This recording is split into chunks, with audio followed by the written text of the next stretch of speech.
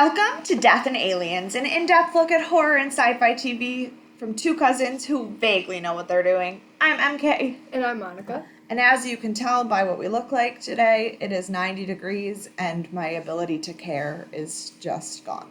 Yeah, and earlier today, like right before I came over to film, I went to the gym, so I just am also very disgusting because I didn't have time to go home and shower either. I do have makeup on.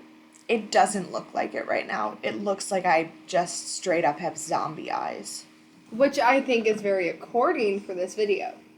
Yeah, but it looks like garbage. I, for once, didn't put foundation on. I put a little bit of concealer, let my skin breathe.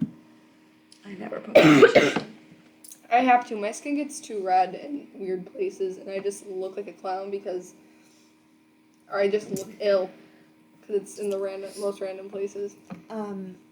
As we mentioned last week, really, it's only been 2 days, even though it's been a week for you. And yesterday, I worked a fundraiser for Habitat for Humanity and then delivered leftover food to a community kitchen. And it was really fulfilling and great to help people in need, but also the most exhausting thing I've done since I've been back in America, and I'd like to die today. And yesterday I did jack shit. Except die in the heat. I was very sweaty yesterday. Yeah, you know how hot it was yesterday? I worked a barbecue yesterday. That's no fun. I got into my car yesterday, and the internal temperature in my car was 107 degrees. Yeah, no, that's when I wouldn't die. I came back from Thailand to what I thought was a temperate climate. Nope. And I am sweating my tits off. You brought Thailand with you. It's been a very mild winter, too. God. You would have probably a mild winter. It snowed in April. Yes, but, I mean, nothing compared to what we normally have. Like, that snow we had didn't even last the Yeah, but afternoon. here's the thing. When it was snowing in April here, it was 115 degrees in Thailand. And so my mom and I were convinced that I was going to get pneumonia. Mm-hmm.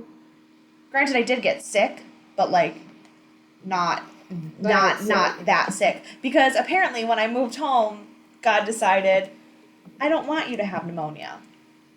I'd like it to just be so fucking hot here. But you have heat stroke instead. Oh no, this is nothing. I've had heat stroke before. I'm fine. I used to work outdoors at Disney World in the summer. Yeah. I've had heat stroke before. My favorite was the time that I was very, very close to actually passing out from heat stroke, and my boss we were short-staffed, and I told my boss, I was like, no, I'm not going home. You need a closer. I can't go home. And she looked me dead in the face and said, you've got two options. Either you clock out right now and drive yourself home, or I call an ambulance to take you home for me. Mm-hmm. And I said, all right, cool, I'll see you tomorrow. Because I wasn't about to pay for an ambulance. Yeah. Listen, here, I've shared this on Facebook, and I'll share it on the podcast. If I ever am in a very immediate stress, either drive me or call me an Uber. I am not paying $3,000 to drive in the wee-woo machine. Here's the thing. If you are in the kind of danger where it is necessary to be in an ambulance, that is fine. But I was perfectly capable of driving myself home. I was just a stubborn asshole. So I had to learn how to not be a stubborn asshole. Very, very quickly. Yes. Yes. I still am a stubborn asshole. Oh, no, I still am. But, like, when it comes down to being stubborn, bitch. Being stubborn or paying for an ambulance when I'm perfectly fine, I just need water and to sleep. Mm-hmm. In that singular situation, being stubborn loses. Yeah. That's fair. Yeah, so that's our week. Yeah. Hope you guys enjoyed that. By the time you see this, I will have gone to Houston and come back. Mm-hmm. And I would have done nothing. So I think so obviously next week's episode for you guys will be our more... Yeah, we'll probably have like 25 minutes of how were you, because it'll be 2 weeks of nonsense. Yeah. And, my nose just like... Ran? Yeah. That's always But it was like a bubble. Ooh. Yeah, gross. Sorry, I know we talked about not last week, I don't know, because it's only been 5 days, about how I don't have an ear infection. Oh, you don't? No, I just have such bad sinus buildup that my sinuses are draining through my ears. Oh, that's so cute. It's really cute. I'm on a very interesting cocktail of drugs right now. I feel so much better. Like, even after a day of being on medicine, I felt so much better. But my sinuses are still incredibly congested. My mom yesterday goes, "This room smells like mold," because my sister-in-law left limes in the fridge. And one of them, no, not the whole bag, one or two of them got moldy. But then, of course, it was gross. Mom's like, "I was wondering why the room smelled like mold." And I go, "It smells like mold?" Mm-hmm. I didn't know. Yeah. I was like, I can smell the chicken cooking. I can smell the bleach you're using to clean the fridge right now. Other than those two things, I haven't smelled anything all day. Yeah. Yeah. See, I woke up this morning and I hate waking up in the morning and then having to see people early in the morning, especially when I haven't talked, and the first person I talked to today was my boyfriend, and I just sounded so disgusting. Like, it's because of the allergies, because of the pollen, my throat just is just like, nope in the morning, and then it's like, you doing? I would recommend to anyone who is having any kind of nasal congestion issues to take Flonase. I didn't really know Flonase existed until a week ago. It is quite honestly the weirdest feeling in the world to shoot things directly up your nose. Mm-hmm. But there's an allergy nasal spray that my parents use, and they got me one. It clears up my sinuses within like 20 minutes, not even. So strange. It's very weird. I don't like it, but it's also like Nasonex when that was being used a lot. I mean, I have the Rite Aid brand because listen, I know that brand name drugs are more expensive. I get it. But the brand name Flonex costs more than double what the Rite Aid brand costs. No. Stupid. And on that note, because if you just let Monica and I talk, it will get weird fast. It tends to do that more than... I just can't. My boobs, I'm sorry. I'm wearing a sundress because it's too hot to wear real clothes, but, like, I apologize. I have shorts on, but it's just basically a piece of... It feels like a skirt, but a more secure skirt. Because, like, my shit just ain't open in the breeze. Like, I wear underwear, obviously. But, like, my shit just ain't open in the breeze. Like, that's why I don't like wearing skirts or dresses that much. Because I like to sit like a man. And if I wear a shorter skirt or a shorter dress, crotch shot. And I'm like, I man spread. I do, too, but that's why I wear big, fluffy, flowy sundresses. And I haven't found one cute that looks good on me. Because my tatas are so big, it looks like I'm pregante, and I'm like, all of my cute sundresses were bought in Asia, so... Well, that makes sense. Lucky bastard. This one's from Indonesia. But I mean, like, with the climate out there, it seems like that's more of what a lot of people I would assume, wear out there, because you don't want to deal with humidity. You don't want to, like, in the summer, how many people in, Asia are wearing jeans? About me. Only me. Literally every time I wore jeans, people would look at me like I was a psychopath and be like, "Aren't you so hot?" And I was like, "I don't wear shorts." But like, that's the thing. It's never really my lower half that gets super hot. It's my upper half. Oh, no, mine does. My legs sweat to death, but I do not wear shorts. That's fair.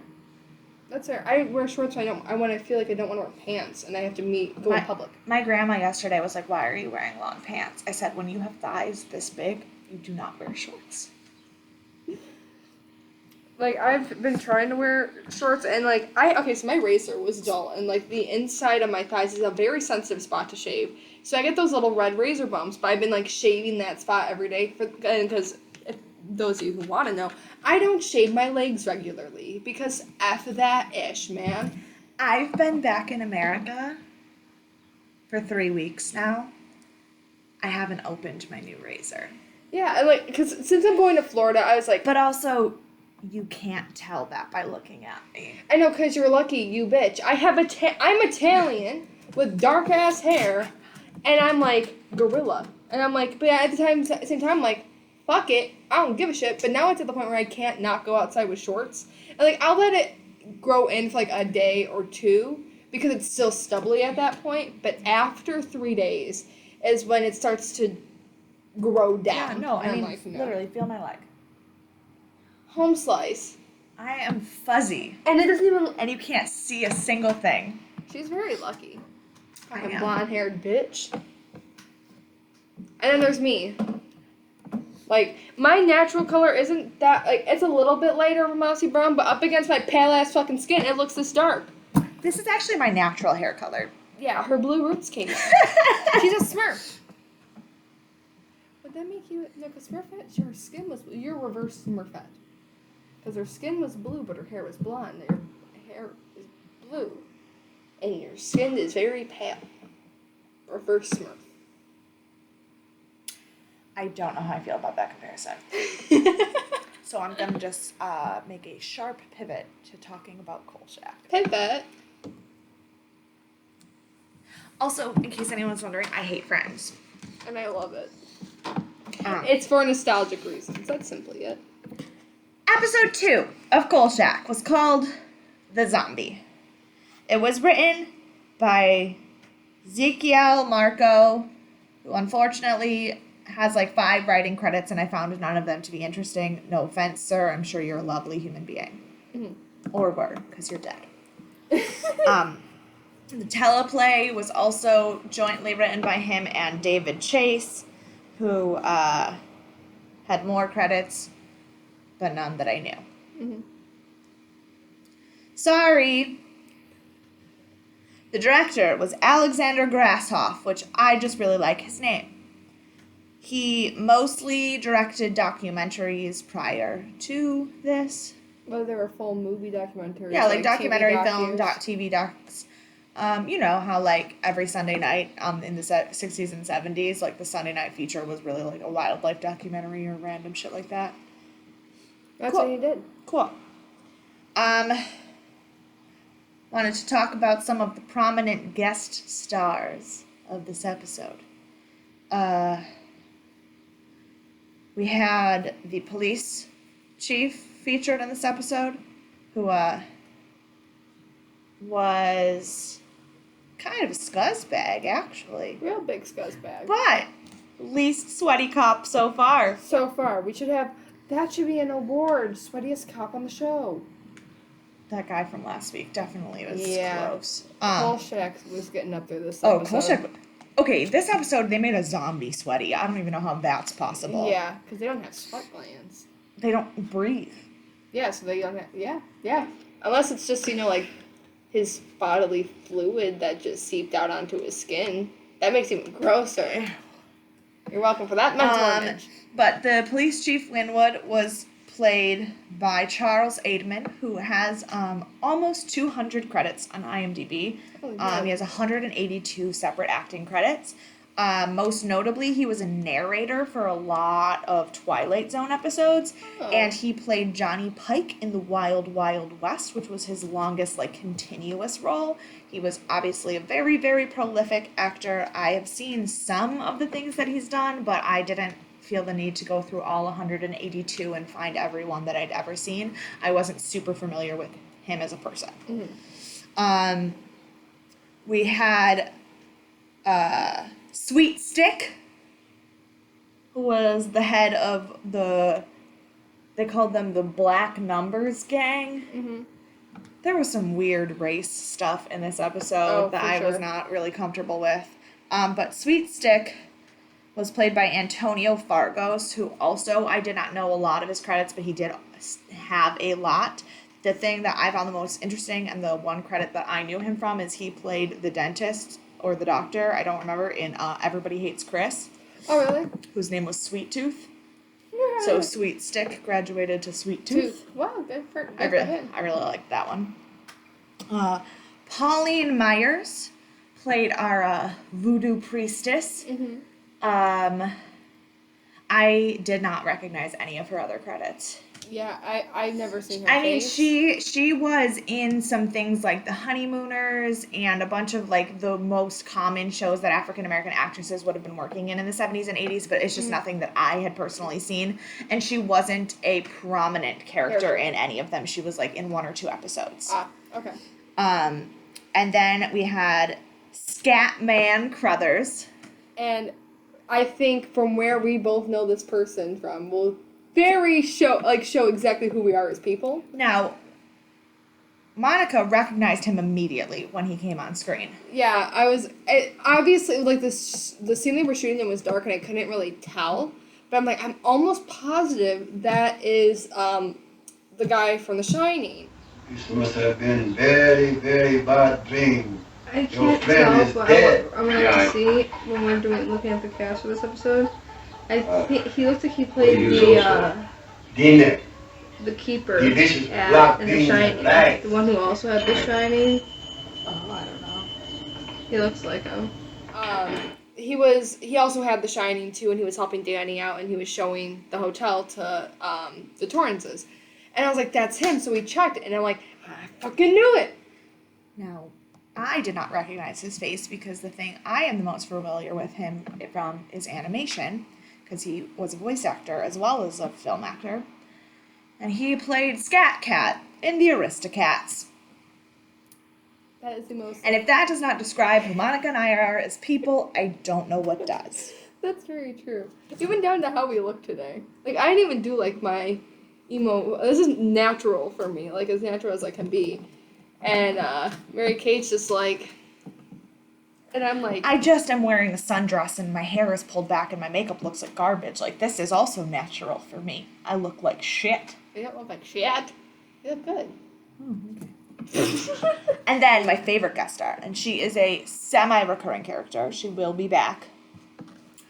Is the annoying, dumb bitch reporter, Monique, whatever the F her last name was, who was played by the great Carol Ann Susie. Now, I don't think there's anyone alive today who has not heard Carol Ann Susie's voice. Including you. Really? Yes, because Carol Ann Susie's most notable role in her later life was as Mrs. Wolowitz on The Big Bang Theory, the screaming, angry Jewish voice that yelled at Howard all of the time. It's Carol Ann Susie. She is a phenomenal actress. When she did that role, people who like watch older TV and stuff were like, "Holy crap! They got Carol Ann Susie to do that voice." Like That's she's like cool. that. So nobody, even if you're not a weirdo like me who watches exclusively old television, you know Carol Ann Susie because of that. And like that's why when she died, it was such a big deal. Wow, the light just got really weird. Sorry about that. But yes. So wow. this is a young Mrs. Wolowitz. And obviously you can tell when you watch this that really scratchy smoker voice was a voice. But she is just a gem. Yeah. Like, but I will say, dumbest fucking character I've seen on the show. Oh my gosh. And Kolchak, like, she has Kolchak's gusto for sure. Oh yeah. But she doesn't think. No. There was no brain power whatsoever. No, like, our first scene where we really get to know her, and, like, see the type of person she is, there's a shooting going on, and she wants a picture so badly. She runs up to where the squad cars are being shot at, and she's like, let me get a picture. Kolchak grabs her, and he's like, yeah, here, I want you to get in the trunk, I'm going to spin the car around, get you a really good shot, and you'll be protected. And then he just stuffed her in the trunk and then closed the trunk on her. Also, in case anyone was wondering, her role as Monique, what's her last name? Marmelstein on this show is her debut in acting. This was her really? This was her first anything ever. Oh, that's insane. Yes. I love her. I was taking my notes for the episode, and I wrote Carol Ann with a heart, and Monica goes, why did you put a heart next to that lady's name? I was like... I got some things to say about her. She's wonderful. So, the zombie. I will say. At least there was motivation this time. There really was. Last time there was no motivation. So Kolchak's doing his normal snooping around thing, and he's getting his ass in a lot of very unfortunate circumstances where gangs are going against each other. He's stuck in the middle because of what he's written about. I would also people. like to make I think I'm going to play a game where I just make a list of every fake brother he has. Yes. Because so far he has 2. One who is Marty, who does not like the gangs and the numbers runners, and his brother Sidney, who is a society columnist, apparently. Mm-hmm. Because Kolchak keeps writing things about people who he should probably not be writing bad things about. Yes. I mean, like, good for him in journalistic integrity that he's writing them anyway, but also he's gonna get killed. Yes. So with this happening, he gets himself caught in a lot of weird gang crosshairs, but it's not a majority of the show where it's just, like, annoying, where it's just like, okay, why are we focusing on this and not No, that? they were all done really well. It was really funny. And then when Kolchak's kind of done with the gang stuff, he goes to, there's an actor who looks just like Heat Miser, if Heat Miser was a real person. Oh my god, it's so true. And unfortunately, he's not actually the voice of Heat Miser. I checked. That would have been so trippy. But, like, no, this man literally, if you would have painted him red, he would have been Heat Miser. Why does that guy look like, if Heat Miser was a real person? Killing people, bending them in half. No, what Jerry, the he hell? was at that counting house when that guy walked in. He was... I hate that. Take that One back. of these days, Mr. S, some coconuts are gonna fall on. And he was the leader of the other gang who lost 3 other members that we saw in the beginning of the episode. Now, I have a dumb question. Did you know any of the things that they were saying when they were speaking Italian? No. Okay, cool. I did, but, like, only the things that, like, were very clear. Like, when he said Santa Lucia, I was like, oh, St. Lucy's, got that one. Like, I might be Italian. I just know Italian swear words. Yeah, you can only talk about food and swearing. Yes. And I can only talk about the things that they taught us in Catholic school. There you go. And I'm just like a buff uncle. Oh, great. My grandmother taught me that one. I am unsurprised. And pasta.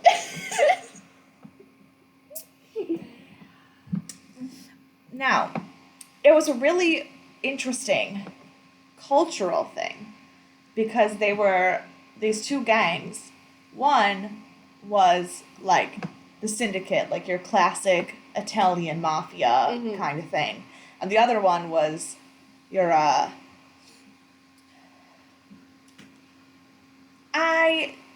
I don't really know how to describe it because they kind of had that, like, jazz zoot suit, like, feeling of, like,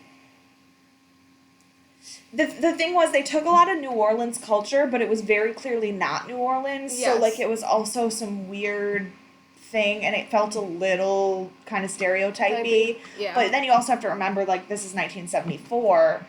I mean, Civil Rights Act has only been on 10 years at this point. Yeah.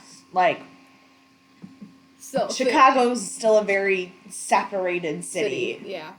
And I don't think that any of the stereotyping they did was intentionally or overtly, like, harmful or racist. It was just very much like from a 40 years later perspective, you know that that's very much based in stereotypes. Yeah, so they were probably just saying, like, well, this is our culture. Well, because I mean, also, like, the way that they portray the syndicate is also pretty stereotypes of, like, Italians as well. Like, it's not like anybody got a glorified end of the stick. Yeah. Because then also, like, the way that they talk about Monique and her uncle is pretty anti-Jewish, like, police or business tycoons too. Yeah. So, like, it's just, nobody's really painted well. Yeah.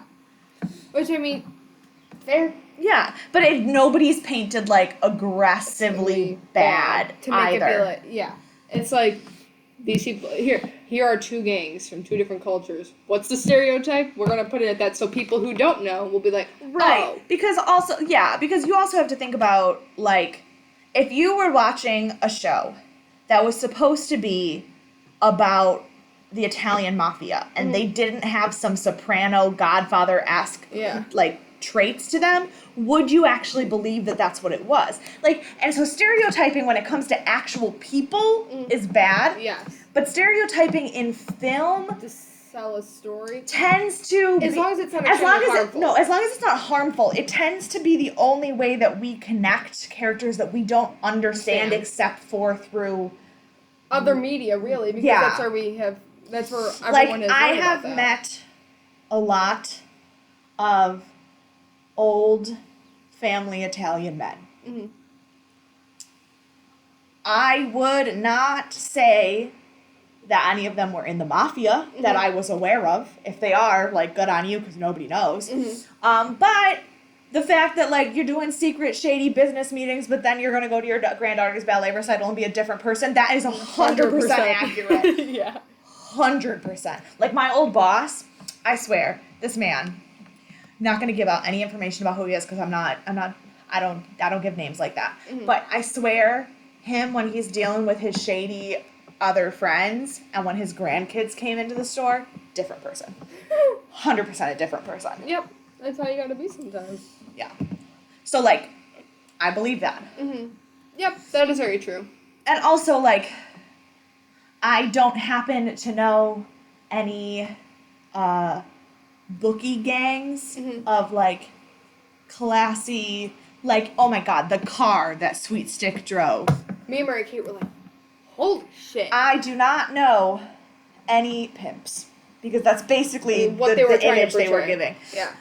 But I do know people who, if they had Sweet Stick's money, that car is 100% what they would be driving. Yes. So, like, yes, stereotypes are bad in some sense, but at the same time, anytime you're telling a fictional story, you have to paint people with a broad enough brush that everyone watching will gets understand it. Yes. So, and honestly, none of the portrayals when it came to the stereotype of trying to show these characters was harmful. Right. Like, okay, so I was working on a play one time that the director was taking a Shakespeare play and reworking it to be about, like, inner city black people.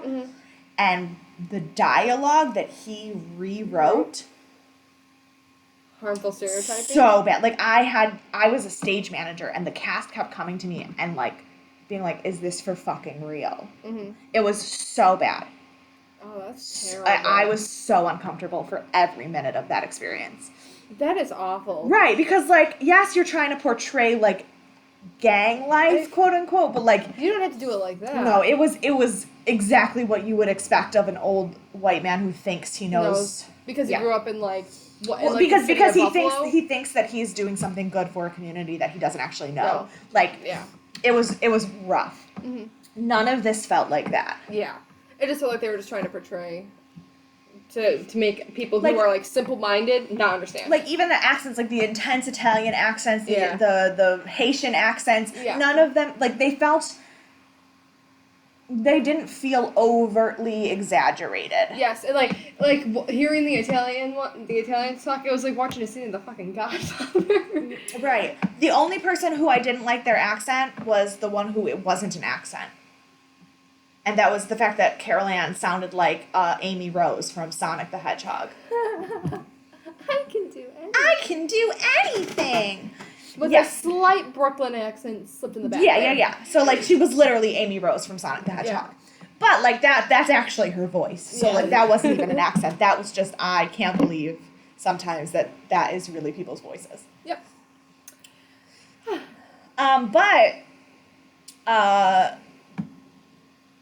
So then we have the gang stuff. Then we have the whole voodoo priestess stuff. Yeah, because where the voodoo priestess comes in, the person who becomes a zombie was in part of the Haitian gang's, like, clan, and then the Italians went pop, planned him getting him killed because of a leaky roof, apparently. No. The leaky roof was just what the guy was upset about that day. Yeah. It was, because the thing is, the Haitian gang, they were bookies. They were numbers guys. So if they were off on their numbers or didn't meet the quota of what they were supposed to be giving to the Italian guys, that's where the issue comes in. It was a money money thing. Okay. And so this guy, I can't remember what his character name was. They said like maybe Francois Edwards. And he got killed. And the voodoo now legally when they were doing like the autopsy, they said that they couldn't find any living relative, but a monk that Kolchak had been taken. No. He called him the monk. He called him the monk. That's his street name. It was a guy who was like Kolchak's like. But then Kolchak said he's like, yeah, I gave him some money to buy himself some new sandals. Yes, because Kolchak's an asshole. True. No, but he was just a guy who like worked with the gangs who was like Kolchak's informant. He was, and his street name, he like wore like a hooded robe, and so his street name was the monk. And to be honest, I low-key thought it was a puppet because I never saw its face. I swear to God, I thought honestly, it was a puppet. it was very weird lighting, and I only know for a fact it wasn't a puppet because there is someone credited for it on IMDb. Yep. And so then we find out that Francois has a grandmother. And was it a grandma or was it an aunt? Grandmother. Oh, right, because she called him her grandbaby. And Mon bébé. And he went and talked to her, and he was like, yeah, apparently he died, but we saw him last night. Yeah, okay. I feel like this podcast is just going to become me giving PSAs on how to not get yourself killed or be a criminal. Like, we gave the PSA on if you want to be an immortal alchemist, change your name to a better name. Mm-hmm. Today's PSA is... And leave the city. Yes. Today's PSA is do not antagonize a woman that you suspect to be a voodoo priestess. Yeah, no. Because if you already think she has enough magical ability to make a zombie, why are you fucking with her? Exactly. I can't. Like, the audacity of this man. And he went in there guns a-blazing.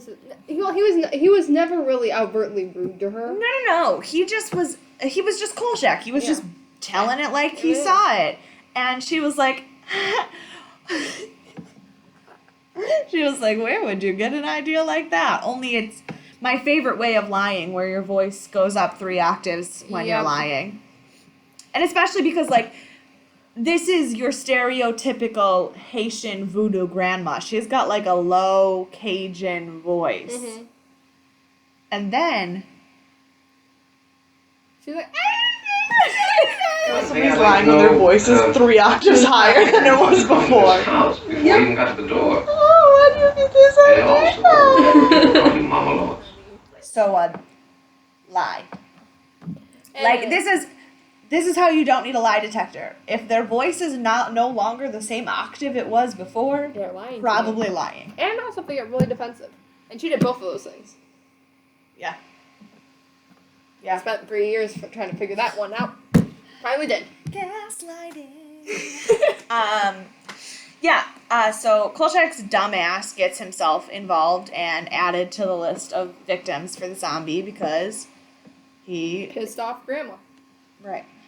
And so, like, her grandbaby isn't, like, Francois is not, obviously himself, he's a zombie, but it's, like... she's using him to get her own personal revenge. It's like, well, here's the thing. She figures out everybody who was involved in his death.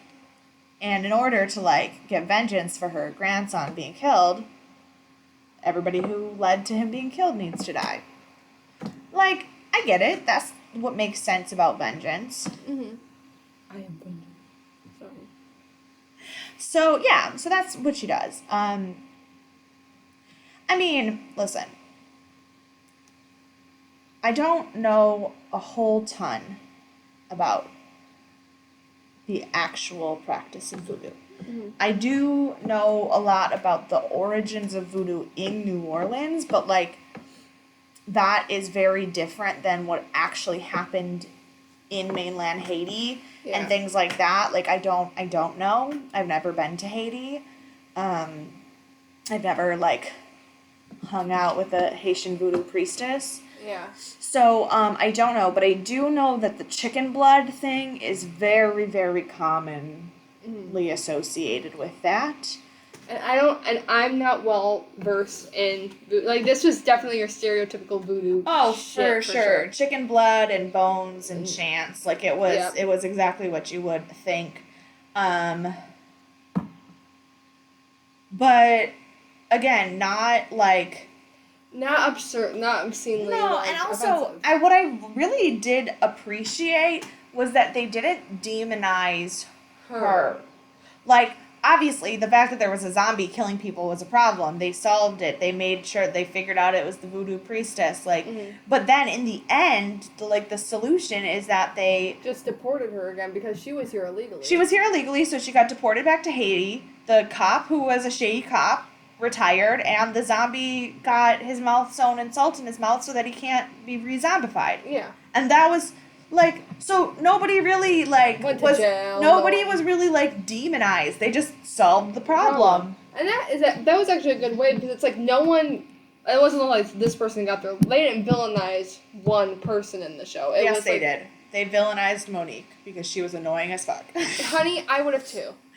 My favorite, Kolchak put her in a taxi. Now, mind you, this show takes place in Chicago. Kolchak puts her in a taxi and says, Yeah, can you take her to Brooklyn, New York? And then he was like, then the cab just Now, went off. what I want to know is how Monique is going to pay for this when she gets to Brooklyn. I don't think she's going to. I think her dad's going to. Her uncle. uncle is going to be paying for it.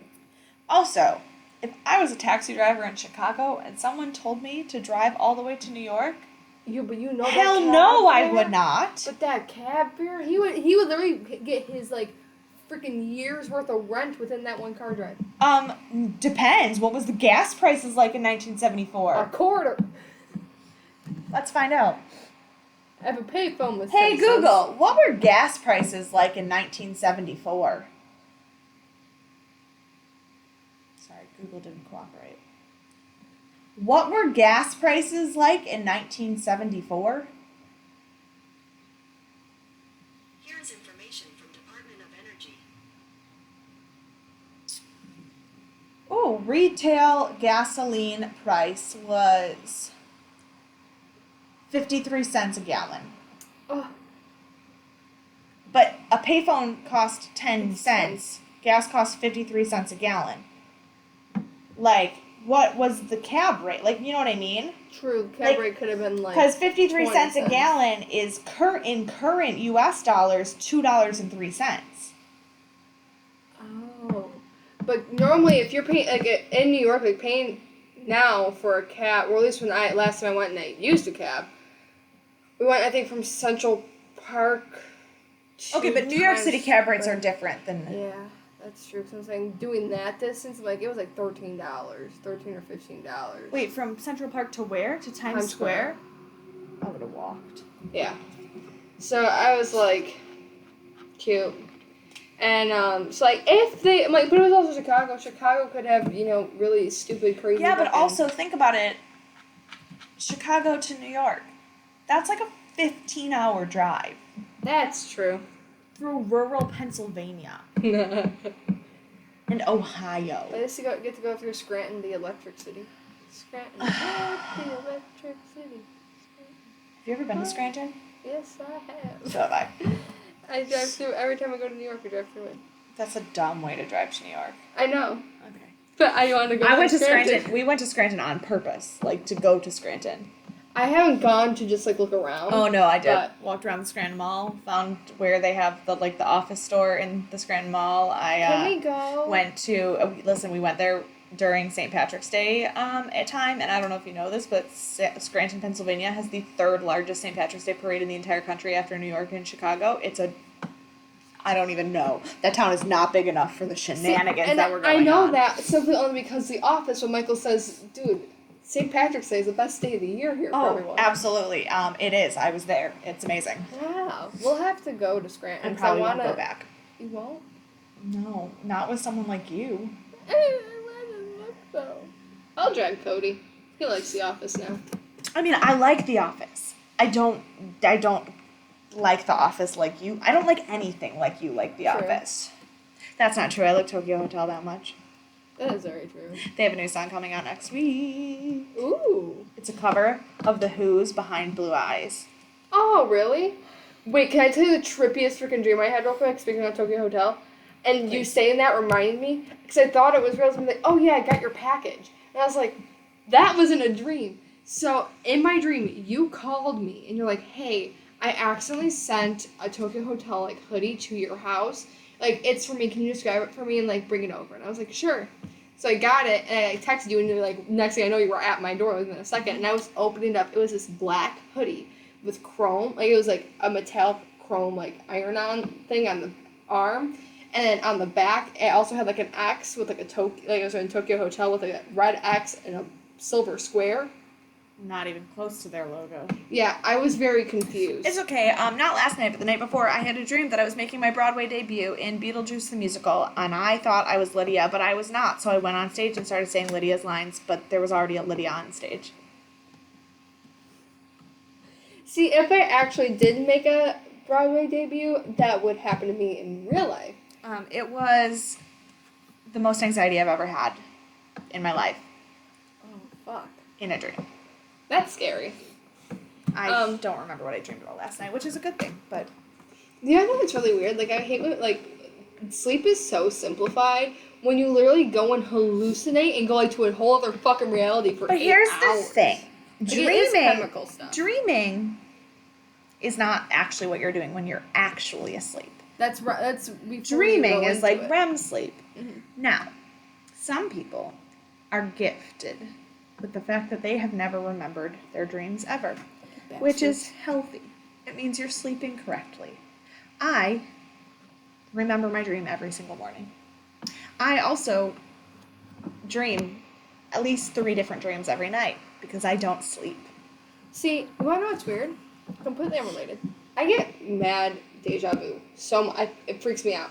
But the only way, it's not from daydreaming. It's like I'll see it in my brain when I'm sleeping, and then I'll see it happening in real life. I'm like, but I dreamt about this, and I'm aware that I dreamt about that. Oh yeah, me too. And that trips me out. Oh yeah. So they say that you much. can't dream about people you've never met before, but I 100% have had dreams about people and then met them years later. That's fucking creepy because it's like I have had dreams about. There was one dream that I had, and it was like I wasn't sleeping. It's like it's really weird. A song came on, and it was "Shut Up and Dance with Me."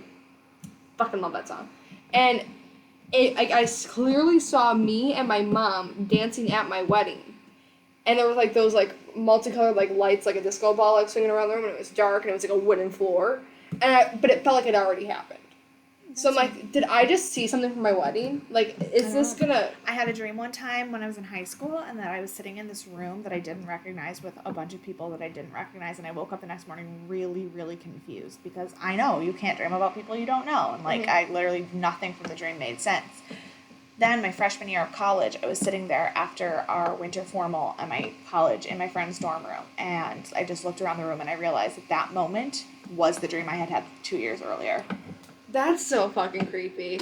That dream shit is just so fascinating to me because, like, especially when shit that, like, what you said, things that haven't happened yet and you dream about it happening, like, experiencing that yourself, you're like, come, there has to be fucking more to just that. Like, and that trips me out because I'm like, am I like a psychic? Am I that Raven? Like, do I get a moment like that in my dream? No. Oh, that's unfortunate. Anyway, back to Kolchak. Although I don't really know what else there is to say about Kolchak. Kolchak was extra funny this episode. Oh, he really was. He was on a roll after roll after... I feel like it's just getting funnier as we go, yet darker at the same time. Yeah, but because, like, the episode itself wasn't really funny, but Kolchak was funny. Yeah. What did he say to the police? I don't remember. He said something. But I don't know, like, at this point, I don't know who I relate to more. Kolchak's, like, sarcastic, like, bitter humor, or Tony Vincenzo's disdain for all life. It's like God making me was like a little bit of this, a little bit of that, and a whole lot of bitch. Like, Oh, but one other thing we should mention. Don't cuddle a dead body. yeah, Kolchak really was like going in there because he was like in the back of a hearse. That was his resting area, in like a junkyard. And Kolchak like opened it. He was being all loud and shit, which I'm like, how did the zombie not wake up? But then it was because like he wasn't awoken yet. And so like Kolchak is like climbing on top of him. zombie not wake up? You just said that sentence out loud. Well, meaning like he wasn't being used at that point. Because I don't think it was. No, I know, that's exactly it, but it's a zombie. It can't wake up. That's true. It has not been reanimated at this point. So he was dormant. And so Kolchak's doing his shit, about to go sew his mouth shut, and then you just see. But mind you, Kolchak's scooting in there like, it's okay, bud. I'm gonna be the big spoon tonight. Don't you worry. And I'm like, Kolchak, no. I mean, like, if you want to cuddle, go. But that is like, your face just went, ugh, because he stank. He's been dead for 2 weeks. Almost 2 weeks. Yeah. Also, The zombie also looked really fucking gross, which I love that. it did. But no, also, the real victims in this situation, in this whole episode, there was only one real victim. Tony? No.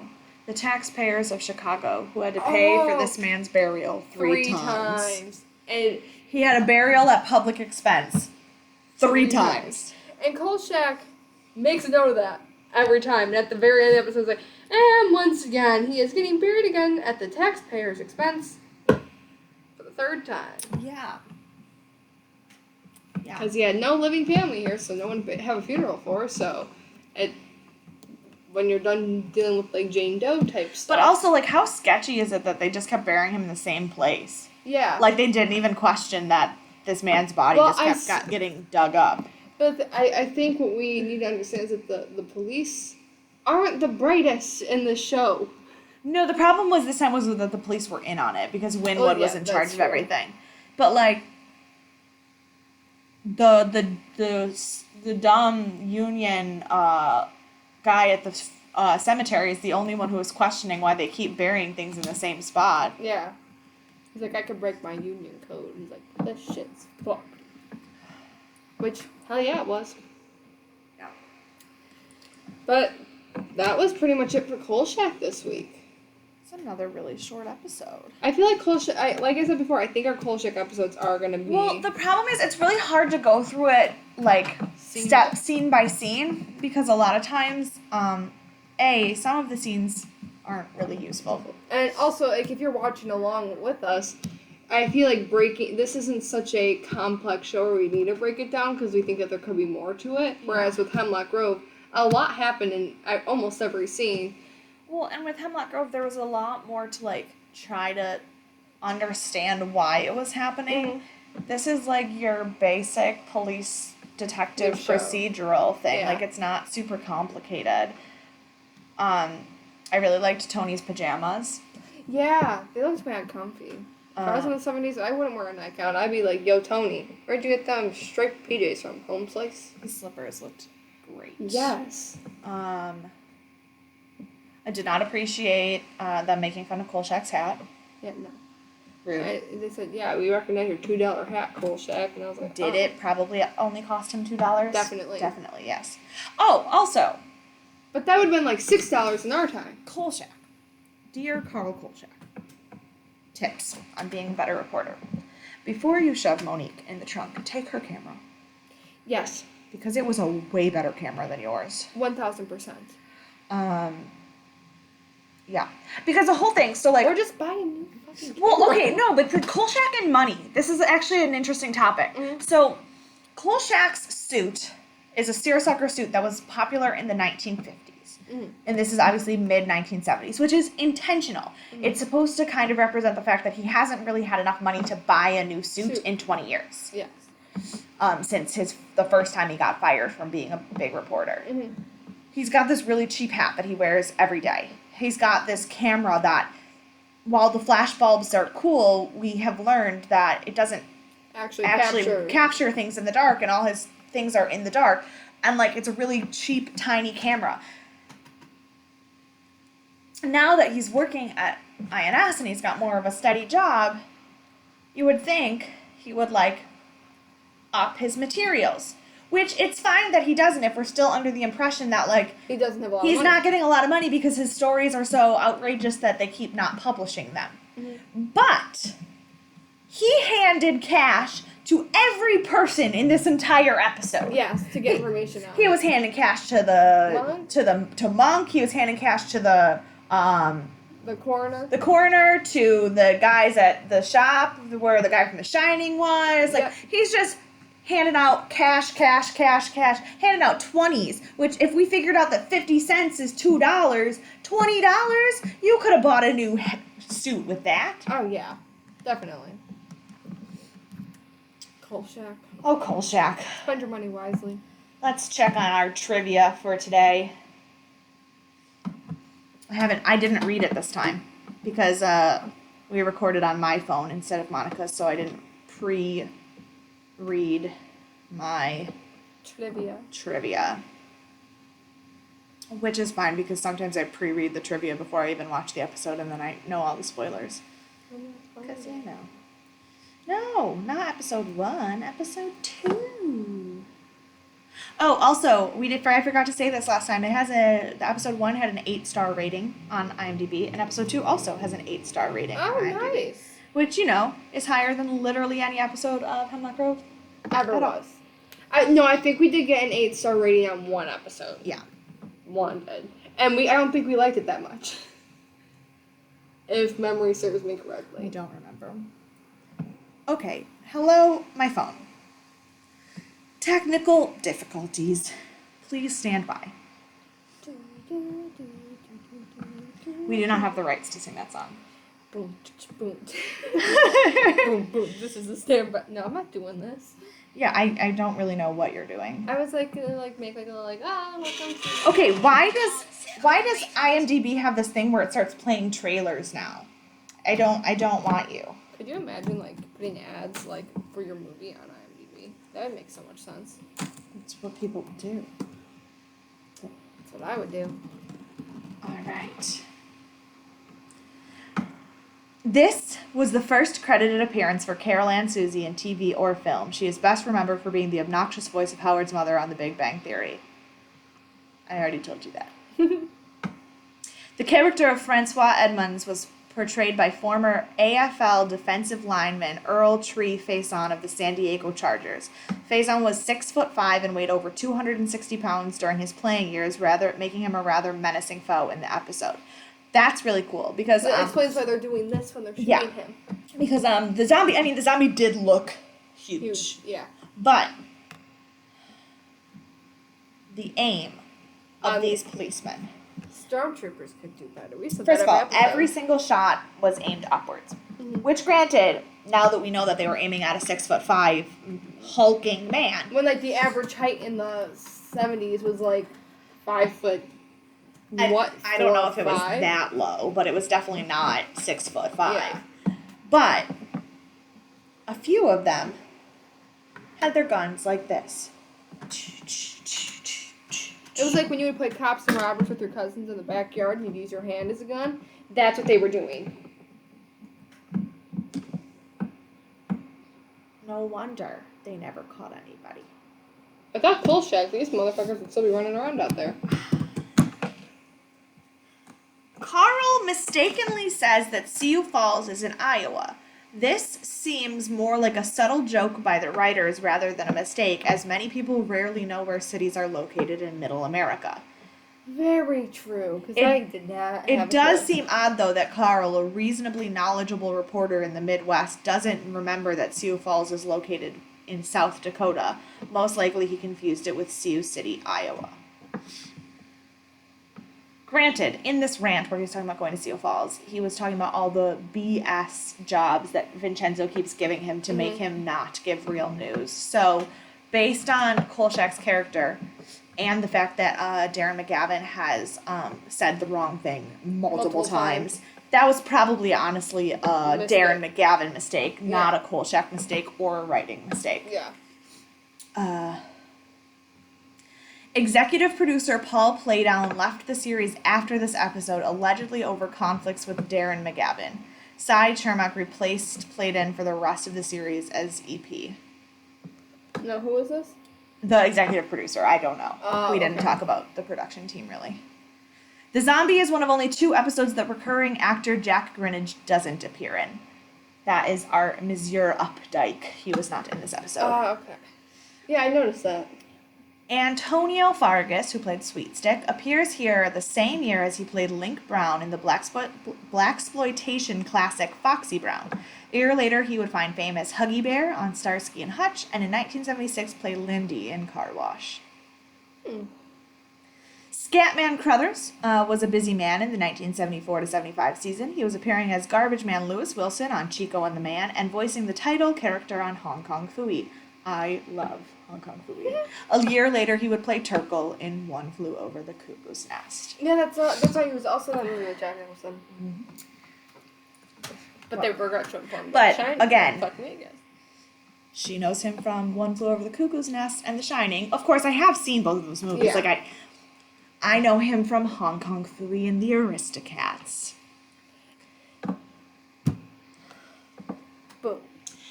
Like, you know when they say, like, oh, like, what the movie that you know Tim Curry from says a lot about you as a person?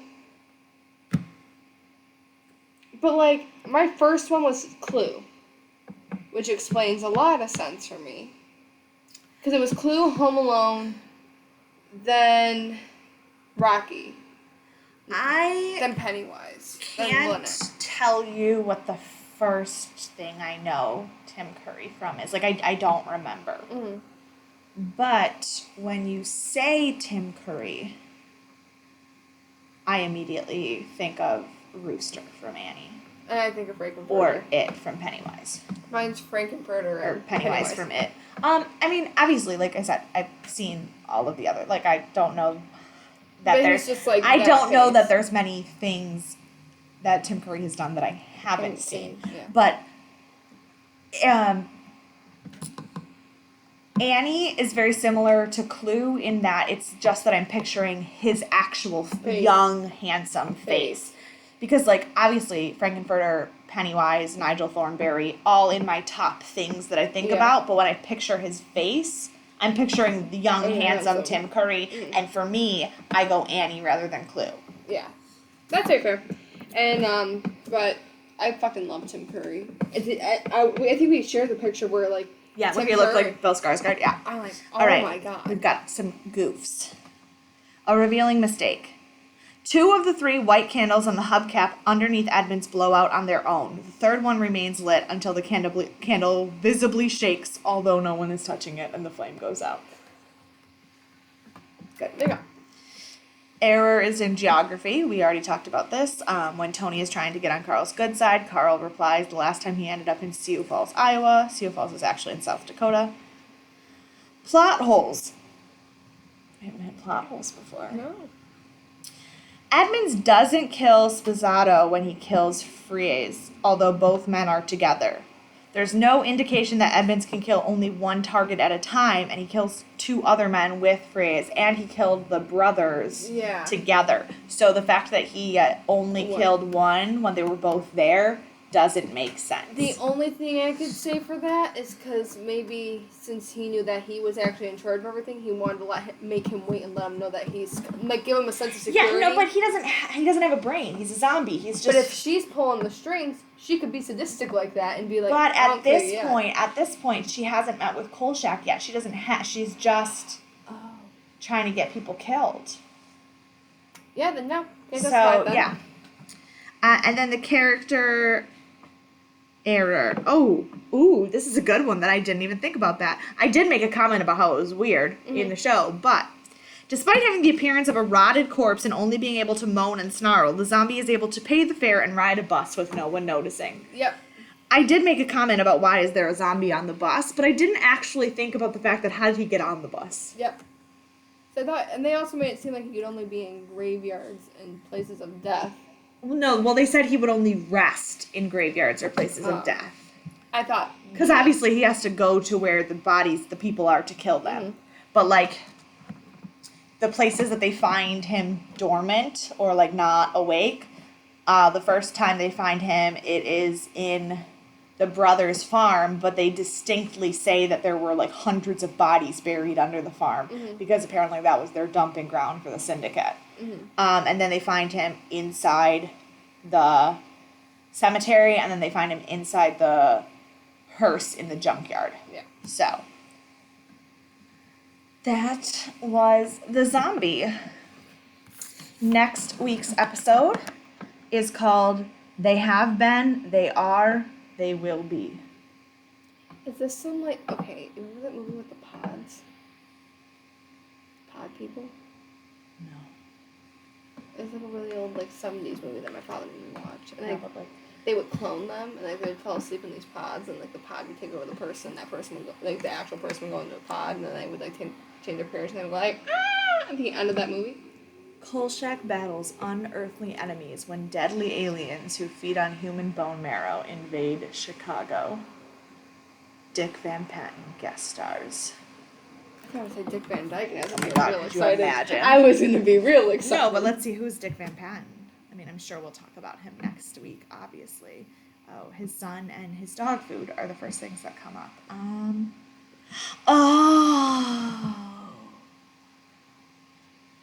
You know this guy, even if you don't know that you know this. Yeah, his face looks really familiar. Yeah, he was in Eight Is Enough. He was in Oh. Spaceballs. Okay. Yeah. There you go. We can look forward to that next week. We're finally doing an alien episode. Hopefully it's cool. You guys, you have no idea how weird I'm gonna be when we're finally doing an alien episode. They're gonna be really excited. Because I don't know if you know this about the whole death and aliens thing. I think we talked about it at the beginning. Monica is the horror expert and I am the sci-fi expert. And we've done basically exclusively horror. And so next week will be the first time you will see me Geek out. geek the F out. Which that will be very exciting to watch. Also, only about... I did the math earlier. When this comes out... Give me a moment. Hold on. No. Don't. Okay. Yeah. But one exciting thing, hopefully next week when I go to Houston, hopefully I will be going to the exhibit on death and dying in the Houston Science Museum, and I am super excited. I don't know because I'm going to visit my 5-month-old niece. Yeah. Well, no, I'm going to visit my sister. Let's get that clear. So that I'm going to visit my sister who I haven't seen in 3 years, but and meet my 5-month-old niece for the first time. Mm-hmm. And I don't know that a museum exhibit on death and dying is really an appropriate place to take a 5-month-old. I'll bring my kid. You're a psycho. Anyway, if you know anything about being in the mafia or how to become a voodoo priestess, email us at deathandaliens@gmail.com. You can always follow us on Instagram and Twitter at deathandaliens. You can follow me on Instagram and Twitter at EMKAY_superstar. and you can follow me on Instagram at monica.lin_ and on Twitter at mon_lin_. We will see you in 3 weeks. Just kidding. Next week. Bye! Ew.